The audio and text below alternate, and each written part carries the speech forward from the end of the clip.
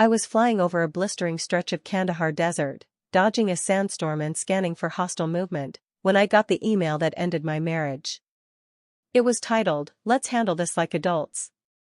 I remember blinking twice at the subject line, thinking maybe it was a briefing from command. But no. It was from Brandon. My husband of 13 years. The man who kissed me goodbye at the airport 4 months ago with a barely there hug and a forced smile. I clicked. And there it was, clean, cold, and formatted like a business memo. He had filed for divorce. Moved Claire, his coworker, into our house in Colorado Springs. Drained our joint account. Changed the locks. And, in the final paragraph, he asked me not to overreact because this was always going to happen eventually. I didn't scream. I didn't cry. I just sat there, in the metal belly of a UH-60 Black Hawk, fingers still warm from the joystick, and typed one word back. Understood. The rotor still hummed. The comms crackled with status reports. No one around me had a clue that my whole life had just disintegrated somewhere between coordinates 31 degrees 31 minutes and betrayal. And that, I suppose, is the funny thing about combat. You train for enemy fire. You wear armor for it. You prepare your will and your exit strategy.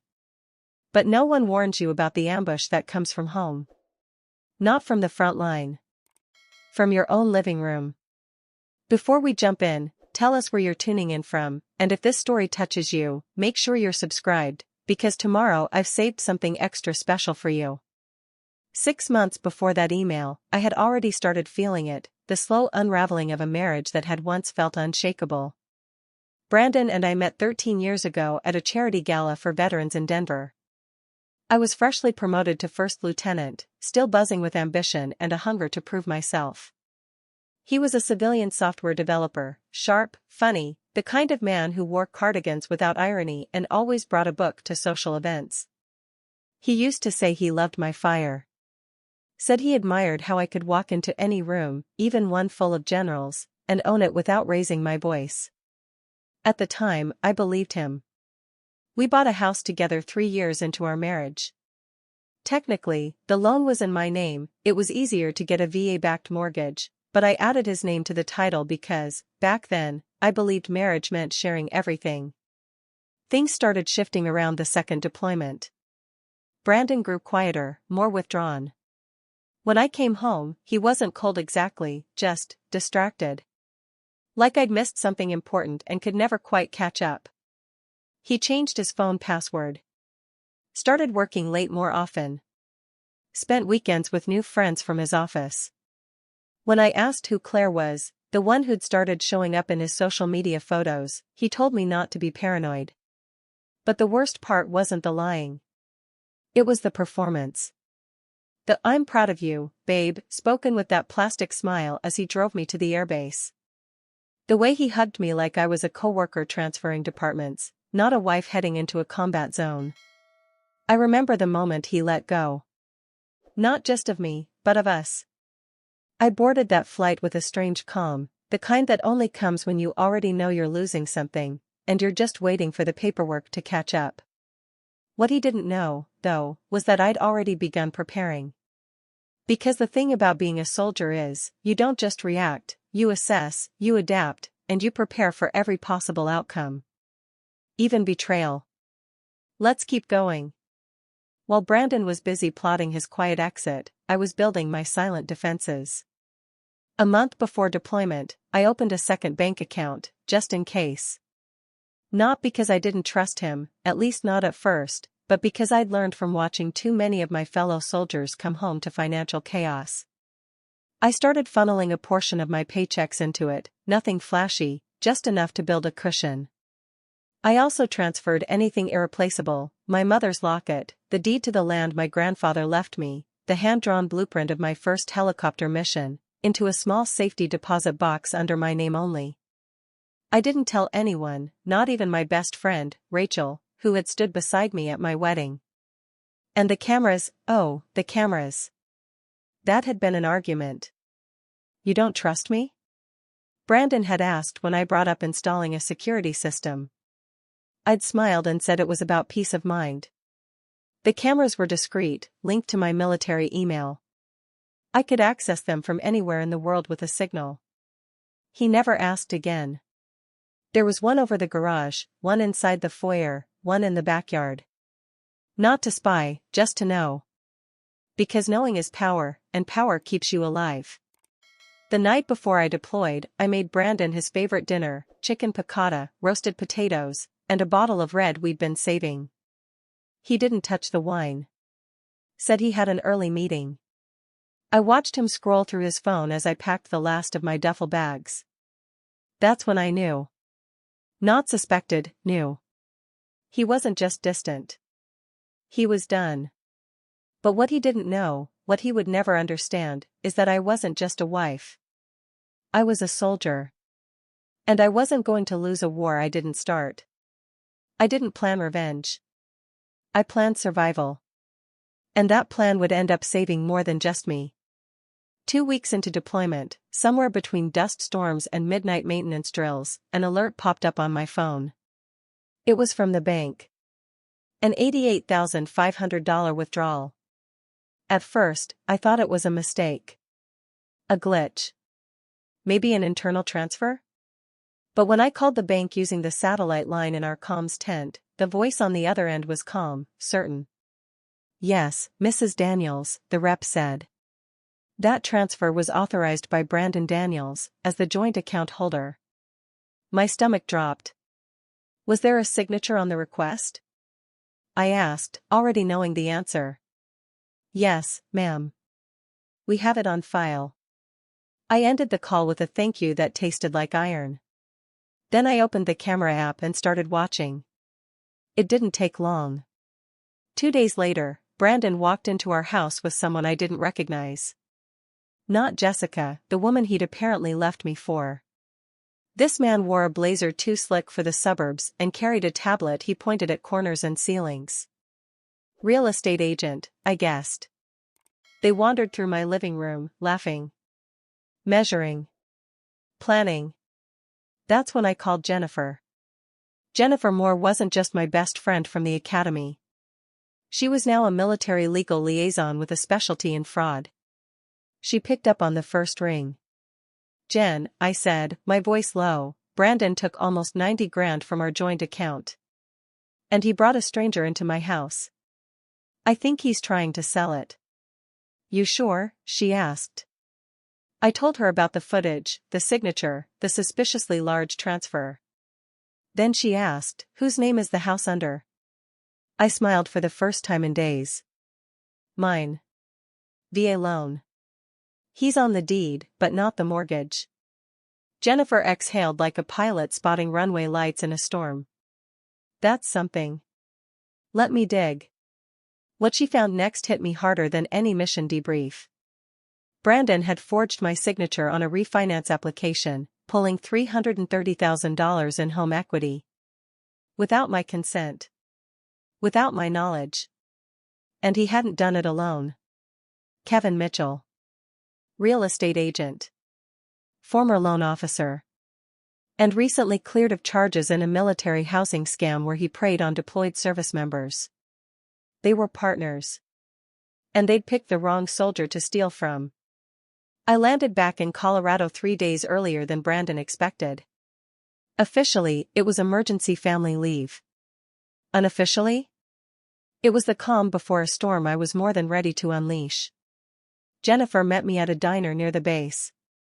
She already had a thick folder waiting for me, printouts, screenshots, affidavits, a timeline so damning it practically glowed. He's sloppy, she said, stirring her coffee.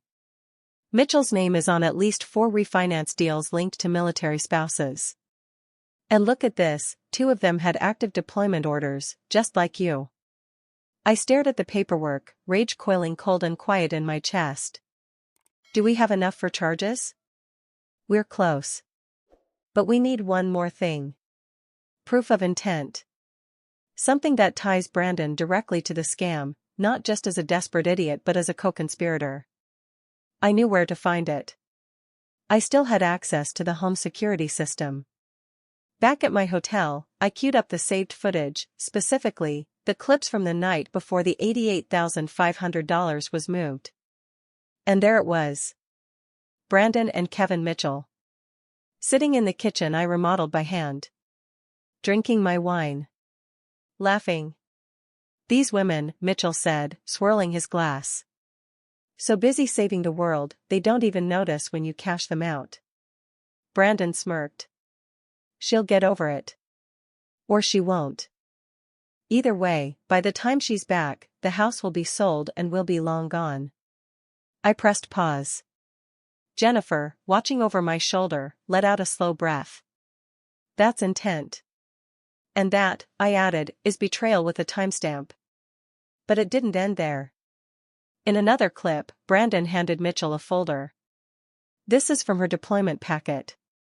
You'll find everything you need, base access, contact lists, even procurement schedules. Jennifer sat up straight. He gave him military intel?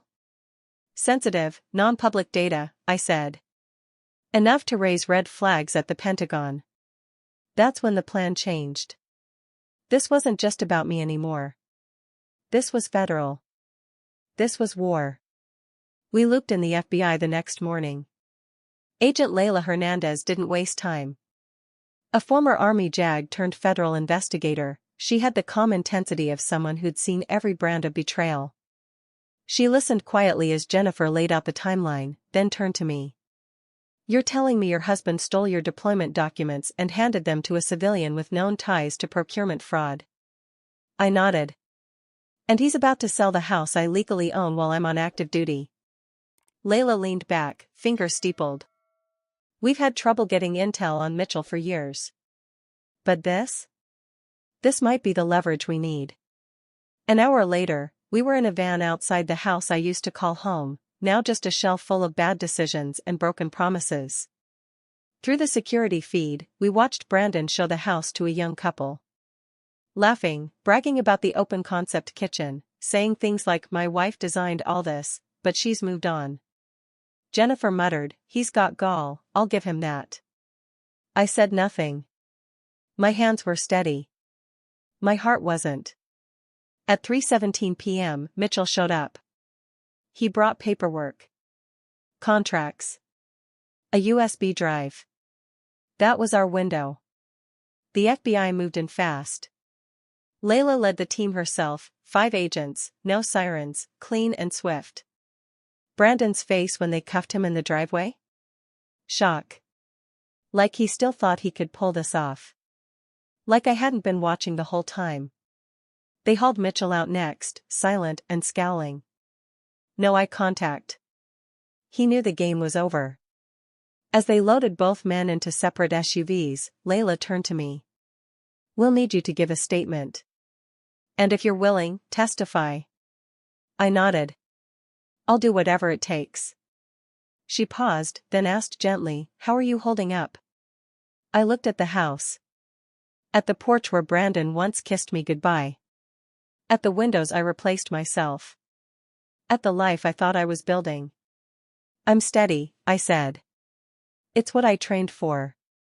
And for the first time in months, I meant it. The legal process moved faster than I expected. Maybe because the evidence was airtight, maybe because the FBI doesn't take kindly to civilians exploiting deployed military personnel. Brandon pled guilty to multiple counts, wire fraud, forgery, identity theft. His lawyer tried to frame it as a crime of emotional abandonment, saying, he felt left behind by a wife who prioritized duty over marriage. The judge didn't flinch. Mitchell, on the other hand, refused to cooperate. He tried to stonewall, but once investigators uncovered connections to 3 other scams, 2 targeting Army spouses, 1 involving stolen government credentials, his silence only sealed his fate. 8 years in federal prison. Brandon got 6, with the possibility of parole in 4. He cried during sentencing. Not for me. Not for what he did. But because the courtroom was nearly empty, and no one came to speak for him. I didn't attend the hearings. I gave my statements via video. My presence wasn't required, my truth had already been recorded, in every document, every camera feed, every digital fingerprint Brandon thought I wouldn't trace. What I did do was sell the house. Not because I couldn't afford to keep it, between the military housing allowance and restitution, I was more than fine. I sold it because I didn't want to live inside a memory someone else tried to poison. Instead, I bought a modest Craftsman near Peterson Air Force Base. 2 bedrooms, 1 small sunroom. Enough for me, my dog Charlie, and silence that didn't ache. I took a promotion to major. Started training younger pilots. Mentoring women in the service. Some nights I stayed late at the hangar, not because I had to, but because it felt good to be needed by people who saw me clearly. Then one day, almost a year later, a letter came. From Brandon. Handwritten. Neat. Familiar. He said he was sorry. That he never understood what it meant to love someone who could fly above him. That he'd always felt small next to me, and instead of working through it, he chose to betray me. I read it once. Then I put it in the shredder. Because closure doesn't come from the person who broke you finally finding the words. It comes from the person who survived, and no longer needs them. 6 months passed. I didn't mark the anniversary of his sentencing. I didn't keep count of the days he had left behind bars. What I did count were the new women who reached out to me, one by one, through a quiet network of military spouses and service women who had gone through similar betrayals. There was Captain Elena Mendez, who discovered her husband had sold her deployment pay to fund his gambling. Lieutenant Hannah Rhodes, whose ex forged her signature to remortgage their home. And a young airman named Tara, just 22, pregnant and alone, who had been served divorce papers while she was stationed in Qatar. I didn't just listen. I connected them to legal aid, to military advocacy groups. I helped them document, defend, and rebuild. We started calling it Phoenix Circle. It wasn't official. Just a name that showed up on a private chat thread, where we reminded each other, you are not broken. You are rising. That fall, I stood on a stage at a base event, one I almost turned down, accepting a small award for service beyond duty. The general handing it to me whispered, we need more officers like you. But what mattered more was the message I got that night. It was from Tara. A photo. She was holding her newborn son in her arms, smiling with exhaustion and joy. And the message read, you taught me not to fall apart. You showed me what staying strong looks like. Thank you, Major. I didn't cry. Not right away. But when I did, it wasn't grief. It was gratitude. Not for what I'd lost. But for what I'd reclaimed. Not just my name. Or my home. But the quiet, immovable knowledge that I had done what many wouldn't dare. I had flown into a storm, taken the hit, and kept flying. And on the other side? There was still sky. Some betrayals hit harder because they come from those we trust most. But Danielle proved that loyalty to yourself matters just as much as loyalty to others. She didn't just survive her husband's betrayal, she dismantled the system that allowed it. Have you ever trusted someone only to realize they saw you as a stepping stone? Let us know in the comments. Type 6 if Danielle's story gave you chills, or 3 if you know someone who needs to hear this. Make sure you tap that subscribe button, because next week's story might just be the one you needed to hear all along.